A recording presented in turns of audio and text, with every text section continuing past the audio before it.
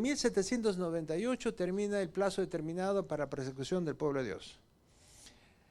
Ocurre una serie de eventos ya en esos años. Antes de esto, mis hermanos, en 1793 a 1797 el papado es el periodo en que la Biblia es prohibida.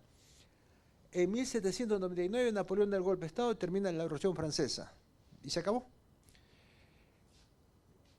Si Daniel sigue una secuencia, mis hermanos, si el versículo 35, ¿puedes poner Daniel 11, por favor? Daniel 11, verso 35, por favor. Sí, miren, históricamente, Daniel está haciendo sigue una línea de tiempo, ¿eh? Primero con los persas, luego viene con los griegos, luego viene la lucha entre los descendientes de Alejandro, luego aparecen los romanos, luego aparece el papado. Gracias, luego aparece el papado. Claro, el papado y los romanos es dos etapas, ¿no? Primero la imperial, luego la religiosa. Dice, para esto hay plazo. O sea, 1798, el plazo de persecución del papado. 36. Verso 36. Ya. Y luego acá aparece otra vez el rey del norte, pero ya es como otro personaje. Pero todos los reyes del norte del capítulo 11 son poderes opositores a Dios. Todos. Todos. Y aquí aparece otro poder. Y el rey hará su voluntad y se ensorbecerá y se engrandecerá sobre todo Dios, y contra el Dios de los dioses hablará maravillas y será prosperado hasta que sea consumada la ira, porque hecha esta determinación. Esta es la Revolución Francesa. Hermanos, el papado habla contra Dios, pero también se hace igual a Dios. En cambio, este poder no se hace igual a Dios, se hace por encima de Dios. Verso 37. Y de Dios sus padres no se cuidará. Los franceses eran los más católicos de Europa. Las peores persecuciones fueron en Francia y en España.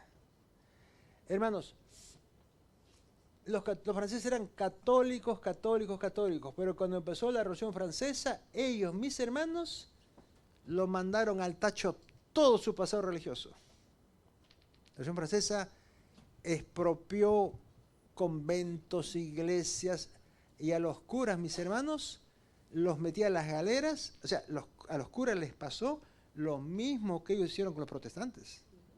Sí. Y luego dice aquí, ni el amor de las mujeres tendrá cuidado. Hermanos, en la antigüedad el divorcio era un pecado gravísimo. No había divorcio. No había divorcio. El propio rey Enrique VIII, muy amigo del Papa, le pidió al Papa la anulación de su matrimonio. Y el Papa le dijo, no. Y el rey Enrique VIII se enojó tanto que dijo, a partir de ahora la cabeza de la iglesia no es el Papa, sino soy yo, y fundó la religión anglicana, ¿no? Los ingleses. Hermanos, la Revolución Francesa decretó el divorcio. Ellos fueron los primeros. Lo dice, ni se cuidará de Dios alguno. La Revolución Francesa no creían ni en el Dios de los cristianos, ni en el Dios de los chinos, de los musulmanes, de nadie, hermanos. Barrió con todos. Luego dice, porque sobre todos se engrandecerá. El Papa, él dice que es igual a Dios, ¿no?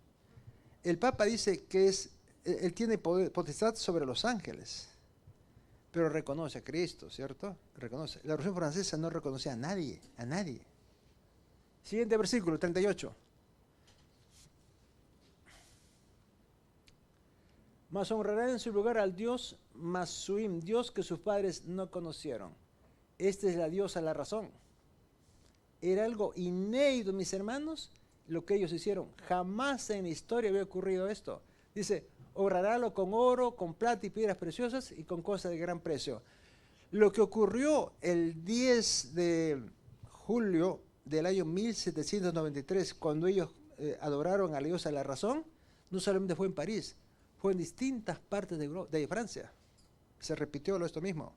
Hermanos, cuando ocurrió esa, diríamos, esa posición de los franceses, ¿no?, descartando a Dios, la nación se desenfrenó, hermanos. Y Robespierre, que era la cabeza de gobierno, Robespierre, él dijo, si esto va así, va mal. Entonces, ¿qué hizo Robespierre? Robespierre le hizo un giro a ese pensamiento. Y él estableció al culto al Dios de la naturaleza. Y eso fue la adoración en el campo de Marte. Y a partir de ahí empieza, diremos, las bases de del deísmo. Del deísmo. Hermanos, Kellogg y Miller eran deístas. Miller también. O sea, Miller, cuando él estuvo alejado de la iglesia, él tenía ese tipo de creencia, que Dios está en todo, que Dios está en la naturaleza, Dios puede estar en un árbol, Dios puede estar en una, en lo que sea, en cualquier lado, ¿no? Era panteísta y deísta. Y de ahí, en Francia, empezó todo eso. Entonces, a Robespierre ya lo matan, pero esto queda. Y recuerde que Guillermo Miller nace, mis hermanos, en la época de la Revolución Francesa. Un francés que ayudó a la independencia americana, ¿quién fue? ¿Se acuerdan? Fue un francés que ayudó a Washington. No recuerdo el nombre de él, pero los americanos tienen mucho aprecio. Y los franceses, ¿por qué ayudaron a los americanos en la independencia?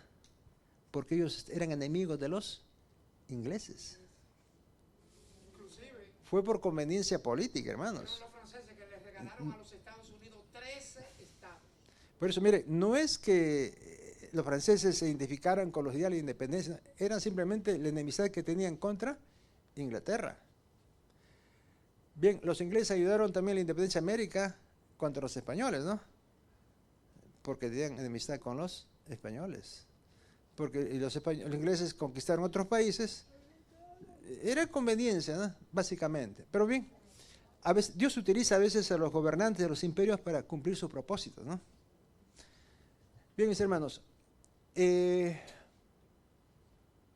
dice, honrarálo con oro, plata y piedras preciosas y con cosas de gran precio. El siguiente versículo, por favor. 39.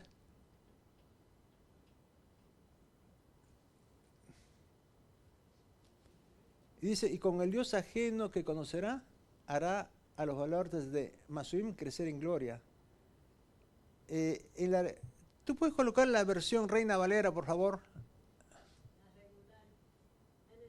Ménesis. Pon Reina Valera. En 1960, por favor. Ya, gracias. Dice... Oh, sí, Lafayette. Gracias. Sí, dice, con un Dios ajeno se hará de las fortalezas más inexpugnables y colmará de honores a los que le reconozcan y por precio repartirá. Dice, con un Dios ajeno se hará de las fortalezas más inexpugnables. Este es Napoleón. ¿Napoleón era francés? Hermanos, Napoleón nació en Córcega. Sus padres no eran franceses. No, Córcega. Era del reino de Venecia, me parece. Córcega, mis hermanos, no era territorio francés. Cuando la madre de Napoleón estuvo embarazada, los franceses tomaron Córcega. Entonces, cuando Napoleón nace, nacen con ciudadanía francesa. Y Napoleón no quería a los franceses. Cuando Napoleón fue a la Academia Militar de París, porque su padre era un hombre influyente en Córcega, se burlaban de él porque su acento, ¿no? Y Napoleón, mis hermanos, cuando estalló la Revolución Francesa, mire, cuando estalló la Revolución Francesa, Napoleón tenía solamente 20 años. 20 años. Y cuando él dio el golpe de Estado tenía solamente 30 años. Nada más. Y cuando él venció los ejércitos papales, él tenía 28 años, nada más. Mire, jovencito. Y cuando él ayudó a la Revolución Francesa a mantenerse, tenía 26, 27 años nada más. Ahora, ¿por qué la Biblia le llama Dios ajeno? Porque él no era francés, pues. No era francés, pues. Solamente la ciudadanía de él fue impuesta. Ahora dice, un Dios ajeno. Los franceses idolatraban a Napoleón, mis hermanos. Lo idolatraban, mis hermanos. Claro, con semejantes conquistas que había hecho, hermanos. Ningún rey en el pasado había logrado lo que Napoleón hizo, hermanos. Mire lo que pasó una vez. Napoleón estaba combatiendo, me parece, con los austríacos, austríacos era, los prusianos. Había un río ahí. Y en la antigüedad los ejércitos se enfrentaban cuerpo a cuerpo, ¿cierto? Esperaban que amaneciese para atacarse. Pero dice, y se quejó el general enemigo, dice, Napoleón no respeta las reglas de la guerra, porque Napoleón les caía en la noche a cualquier hora. Dice, esto no respeta las leyes de la guerra, ¿no? Y bueno, Napoleón hacía lo que quería. Y los vencía, los acorralaba. Hermanos, y Napoleón corrió ejércitos extranjeros mayores y se metió a Roma, ¿no? Y decidió meterse a Rusia. Se paseó por España, se paseó por Portugal, mis hermanos. Bien, dice, por eso, mire, ¿cómo es la profecía? Dice, Dios ajeno, Dios, un Dios, dice, hará las fortalezas más inexpugnables. Y luego está hablando, dice, y colmará de honores a los que le reconozcan. Hermanos, la Revolución Francesa no le importaba si él era ladrón, asesino, lo que sea. Lo que le interesaba a ellos, que fueran leales a la ideología de la revolución. Es igual que los partidos políticos, ¿cierto? Los partidos políticos, hay un delincuente en el partido, lo tapan, ¿cierto? Lo cubren, lo protegen. Ahora dice, y por precio repartirá la tierra. La Revolución Francesa fue la primera que estableció la reforma agraria, hermanos. Le quitó la tierra a la nobleza, al clero, y lo dio ¿a quién? Al pueblo. Pero no lo dio gratis, se los cobró para sostener el gobierno. Miren, hermanos, la precisión de la profecía. Verso 40. ¿En qué año termina la Revolución Francesa? En noviembre de 1799, con el golpe de Estado que Napoleón dio. Napoleón regresa, mis hermanos, de Italia y toma el poder. Y luego se parte para Egipto, ¿no? Bien, verso 40. Ayúdenme con la pizarra, por favor, de repente la tumbo a la pizarra. Bien, verso 40. ¿Qué dice el verso 40? Pero al cabo del tiempo, o sea, otro poder ataca al rey del norte. El rey del norte. Hermano, la Revolución Francesa fue liderada por Marat, Robespierre, por Hébert, por Danton. Pero los ideólogos de la Revolución Francesa, ¿quiénes fueron? Voltaire, Diderot, Rousseau, de Allenberg. Ellos fueron los pensadores. Ellos fueron los pensadores. Ellos murieron, pero las ideas que pusieron en la gente hizo que el pueblo los tomara, los agarrara y los ejecutara. La Revolución Francesa termina, la Revolución Francesa tumbó un rey, pero Napoleón se convierte ¿en qué? En emperador. ¿No es cierto? El hombre que ayudó a que la Revolución Francesa no cayera, la derriba. La hermana Joy escribió lo siguiente. Dice, las mismas semillas que originaron la Revolución Francesa, lo escribió en 1904, van a dar fruto en el futuro. Hermanos, una fecha histórica del adventismo, ¿cuál es? 1844, ¿no? Gracias, Diógenes. A Diógenes hay que felicitarlo por la pizarra. Le ha costado, hermanos. Ni que ir a Home Depot, venir, traer, armar. Diógenes, Señor te bendiga tu esfuerzo. ¿Eh? Cuando la iglesia trabaja en equipo se hace grandes cosas, ¿cierto? La Revolución Francesa termina en 1799. 1804, Napoleón es coronado emperador. Napoleón es derrotado en Waterloo en 1815 y en 1821, el 4 de mayo, el 5 de mayo muere en la isla de Santa Elena. Muere Napoleón. Hermanos, en 1844 la iglesia adventista tiene el chasco, ¿cierto? Y aquí empieza el mensaje del tercer ángel. El mensaje del segundo ángel, el primer ángel, hermanos, y el segundo ángel empieza por acá. Primero y segundo ángel.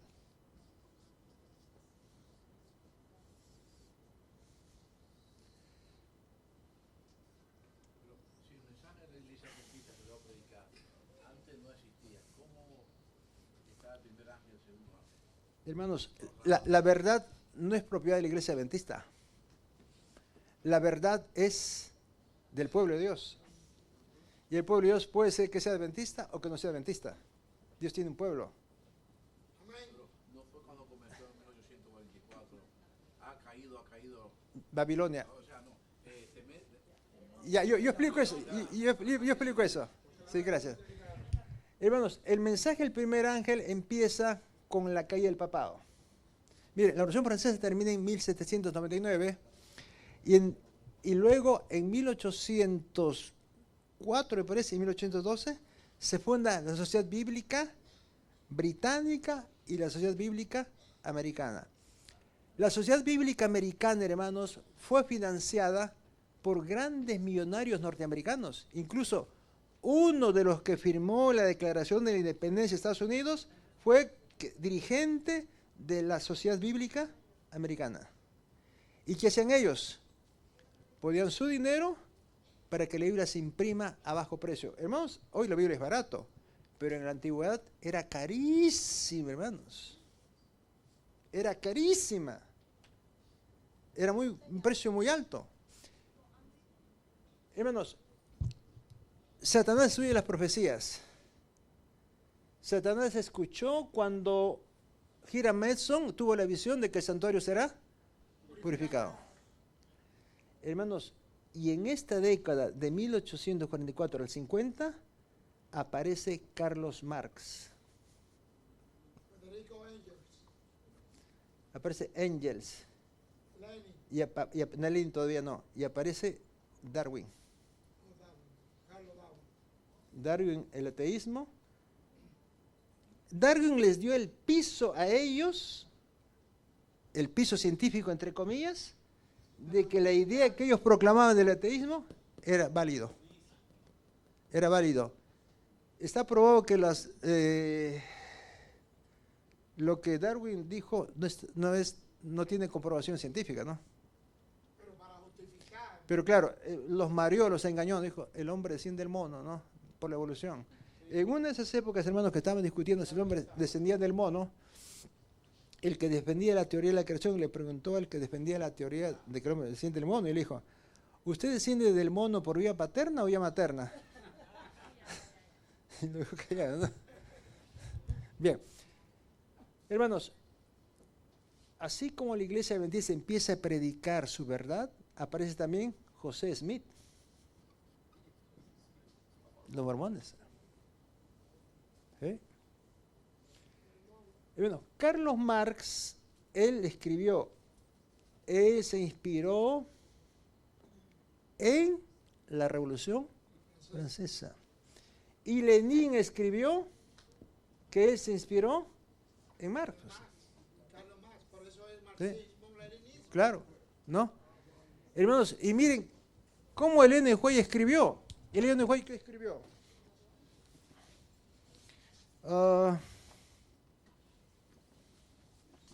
Pues, dice, las mismas semillas que provocaron la Revolución Francesa tienden a envolver al mundo en una situación similar. 1904, antes que estalle la Revolución Rusa. La Revolución Rusa estalló en 1917. ¿Cuántos años antes? 13 años antes. Hermanos, en este periodo hasta 1917, hermanos, de la Revolución Rusa, hermanos, los que defendían la teoría, los ideales de Marx, fueron perseguidos, metidos presos, fueron corridos. Hermanos, ahora, los que defendían los ideales de Marx, mis hermanos, eran gente de distintos países. No eran alemanes, eran ingleses, porque el marxismo, mis hermanos, predica el intencionalismo de su doctrina. O sea, ¿Sabía usted que Carlos Marx era descendiente de judíos? y su padre era pastor luterano. El padre de Marx era judío, convertido al cristianismo, ¿no? Y el hijo, ¿qué le salió, no? Ateo. Bien. Ahora vamos al 40. Dice, al cabo del tiempo. Mis hermanos, la Revolución Rusa es la repetición de la Revolución Francesa, solamente en una dimensión mayor. Porque la Revolución Francesa mató miles, la Revolución Rusa mató millones. La Revolución Francesa luchó contra el rey, la Revolución Rusa luchó contra el zar. Hermanos, y se cumplió lo que Lenin White escribió. Los mismos semillas, el mismo germen de pensamiento que provocaron la Revolución Francesa tienden a volver al mundo, dice, en una lucha similar. 1904. Bien. Ahora,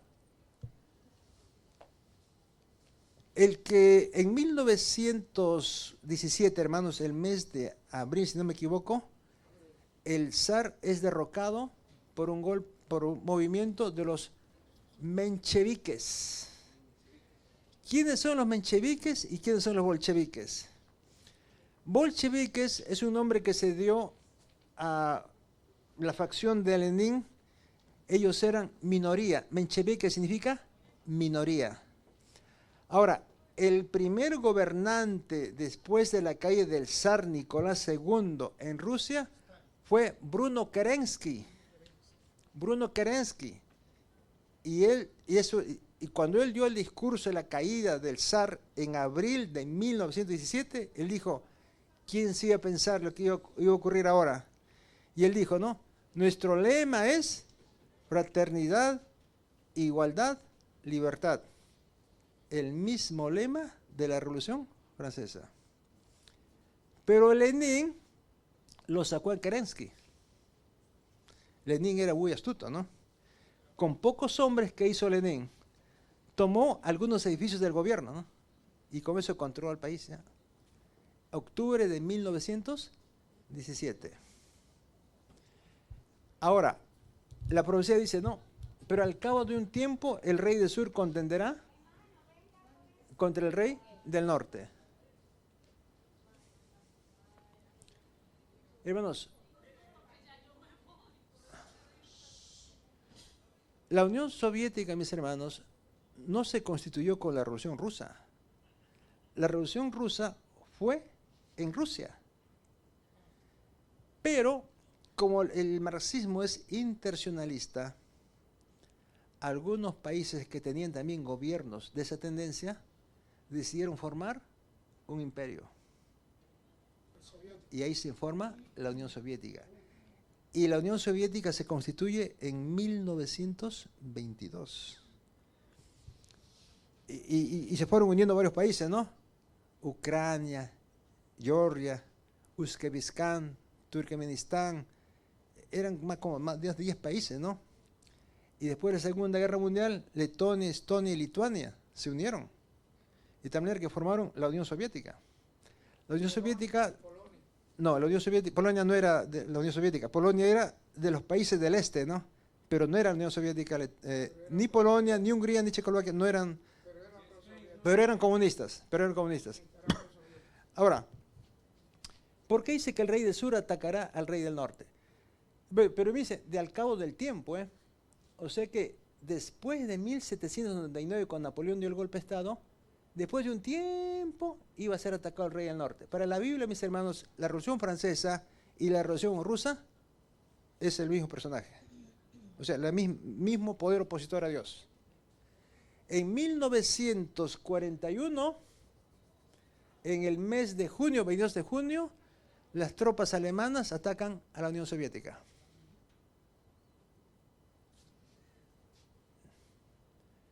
Hermanos, y dice, y el rey del norte se levantará contra él como una tempestad. Cuando los alemanes atacan a la Unión Soviética, ellos se metieron con casi 4 millones de soldados, hermanos. ¿Usted sabe lo que son 4 millones de soldados más o menos? Hitler dijo, yo los venzo rápido, ¿no? El error de Hitler fue demorarse un poquito en atacar a Alemania, a Rusia. De tal manera que cuando él ya llega cerca a Moscú, ya llegó el invierno. Pues. Ya llegó el invierno y la temperatura caía a 50 grados bajo cero. Hitler era un hombre irracional. Los generales decían, mire, estamos en problemas, mándanos abastecimientos. No, ustedes defiéndanse como puedan. Tenemos que retirarnos, estamos en problemas. No, no se puede retirar. Y ahí destrozó su ejército. La profecía decía, mis hermanos, que el rey del norte se levantará contra él con una tempestad, con carros y gente de a caballo. Yo le pedí a la hijita de Diógenes que me diera unas imágenes, pero ya en el tiempo nos ganó, ¿no? Ya no le podemos presentar. Hermanos, sí, pero ya necesitamos también poner los nombres. ¿Puedes poner el tanque T-34? El tanque. Un tanque. Ya. Mis hermanos, ¿qué tiene que ver la profecía con esto? ¿Qué tiene que ver la profecía con esto? Vuelve al texto, por favor. ¿Cómo se llama tu niña? Génesis, perdón. Ya. Dice, al cabo del tiempo el rey del sur contenderá con él. Miren, en este momento son las 10 para las 4. Yo termino a 4:30, ¿está bien? Génesis tiene que irse, pero lo dejamos para la... ¿A qué hora se va Génesis? Tiene que irse ya mismo. Podemos, si te quieres, continuar para... ¿A las 4? ¿A las 4 está bien? ¿10 minutos? A las 4 tiene que irse ella, pero podemos... Por eso 10 minutos más. 10 minutos. Ya 10 minutos. Y dejamos para... Mis hermanos, dice el 22 de junio de 1841, la Unión Soviética es atacada por Alemania. Pero dice que la Unión Soviética iba a contraatacar. Ese tanque que se mostró aquí en la pizarra, en el ecran, mis hermanos, es el famoso T-34. Es el tanque más efectivo de la historia y fue construido por los soviéticos. Y miren lo que dice la profecía. Y se levantará contra él con una tempestad, con carros y gente a caballo y muchas naves, y entrará a las tierras, inundará y pasará. Hermanos, cuando la Unión Soviética fue atacada por los alemanes, ustedes saben que el potencial industrial de los soviéticos era grande, y además los recursos naturales de los soviéticos eran superiores a los alemanes. Los americanos les empezaron a enviar armamento a los rusos, a los soviéticos, por miles y miles, mis hermanos. De tal manera que cuando ocurrió el contraataque soviético, los alemanes no pudieron soportar el peso del armamento. Ni el frío, ¿no? Y los alemanes empezaron a retroceder. Y el 1 de mayo de 1945, las tropas rusas entran a Berlín. Dice, no, pero no solamente entró a Berlín, sino que se pasó por varios países, ¿no? Polonia, Hungría, ¿cierto? Checoslovaquia, se los tragó y llegó hasta la mitad de Alemania, ¿no? Luego dice, inundar y pasará. ¿Y qué más? El 41, por favor. Y entrará a la tierra gloriosa. Bueno, la Unión Soviética, cuando dice entrar a la tierra gloriosa, no es que entró a Israel, porque Israel ya no es el pueblo de Dios, sino que la Unión Soviética fue enemiga del pueblo de Dios y de la verdad, porque como era una nación atea, los obreros adventistas sufrieron mucho ahí. A eso se refiere la profecía. Y luego dice, mas estas escaparán de su mano Edom, Moab y la mayoría de los hijos de Amón. En esta época ya esas tribus ya no existen, pero ¿por qué a Daniel se le menciona esto? Cuando uno coloca en el mapa este territorio, mis hermanos, coincide exactamente con Jordania. Y en el Medio Oriente, el único país que no era prosoviético en la época de la Unión Soviética era Jordania. Todos los demás eran prosoviéticos. Siria, Egipto, Irak, eran prosoviéticos. Dice el siguiente versículo, 42. Y extenderá su mano contra las tierras y no escapará del país de Egipto. En 1952, Nasser da un golpe de Estado y constituye un gobierno prosoviético. 43. Nasser, sí, Nasser. 43. Génesis 43. Y se apoderará de los tesoros de oro y plata y todas las cosas preciosas de Egipto. Egipto es un país pobre. ¿De qué se iba a apropiar la Unión Soviética de Egipto? Del ateísmo. Del ateísmo, ¿no? Dice, y los de Libia y Etiopía le seguirán. Egipto es prosoviético a partir de los años de los 50. Luego, en orden cronológico, aparece Libia. En el año 69, Gaddafi da un golpe de Estado y se vuelve prosoviético. Y el año 74 ocurre el golpe de Estado en Etiopía y se establece un gobierno marxista. Y bueno, miren, hasta en esa secuencia se cumple la profecía. 44, por favor, Génesis. Pero noticias del oriente y del norte lo atemorizarán. Bueno, cuando la Unión Soviética veía que alguna nación empezaba a discrepar de su doctrina marxista, enviaba sus tanques. Eso pasó el año 58 con Hungría y el año 67 con Checoslovaquia. Y luego, hermanos, el año 90, me parece, ellos también atacan Lituania. Y el año 69 o 70 y tantos, 79, la Unión Soviética invade Afganistán también. O sea, ellos, cualquier situación que ocurriese en cual la doctrina o un gobierno prosoviético estuviera en debilidad, enviaba sus tropas. En otras palabras, cualquier conato de incendio lo apagaban. Sí. 45. Implantará las tiendas de su palacio entre los mares y el monte glorioso. Vemos, en la profecía de Daniel 7 dice que las bestias salen del mar, pero acá habla de mares. Mares. ¿Por qué mar y mares? El territorio que comprendió la influencia soviética era Europa, Asia, África y América. ¿Sí? O sea, fue mucho más amplio en la extensión de la influencia soviética que el imperio romano, el imperio griego o cualquiera de esos imperios. Incluso en la República Dominicana también se metió, estaba Camaño, ¿no? Si Camaño tenía éxito, hubiera tenido un gobierno comunista, ¿no? Coronel Camaño, ¿se acuerdan? Claro. Bueno, dice, llegará a su fin, no tendrá quien le ayude. La Unión Soviética se cayó de la noche a la mañana, y como dijimos la semana pasada. ¿Puedes poner la revista Times, Génesis, por favor? La carátula Times. Hermanos, cuando la Unión Soviética cayó, los predicadores adventistas decían, se cumplió la profecía, Estados Unidos, unido al papado, derribó la Unión Soviética.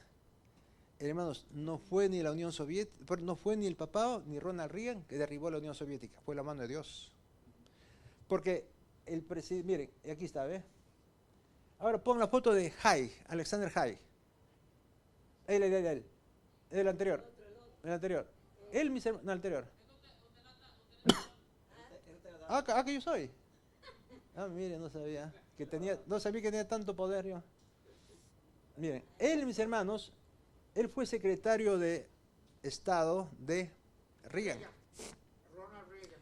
Cuando cayó la Unión Soviética, él dijo, Reagan no tuvo nada que ver con la caída de la Unión Soviética. ¿Y saben lo que decían los historiadores? Que Ronald Reagan tenía más caballos en su hacienda que libros. Reagan no era un hombre intelectual. No era un hombre intelectual.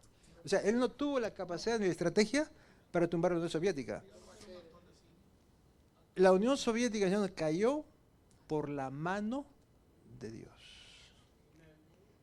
Pero ahora Daniel 12:1. 12:1. Hermanos, ¿puedes colocar Daniel 11:45 y Daniel 12:1 juntos?